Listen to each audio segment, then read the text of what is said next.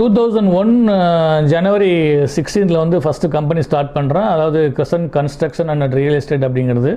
So காலங்கள் அப்படி மாறி மாறி வரும்போது நம்ம சென்னையிலேயும் வந்து 2011 ஆஃபீஸ் வைக்கும்போது கம்பெனி நேமை கொஞ்சம் வந்து அப்படி ஒரு மாடர்னாக வச்சுக்கலாம் அப்படின்னு பார்க்கும்போது ஆர்க் மேட்ரிக்ஸ் அப்படின்னு சொல்லி வைக்கிறேன்.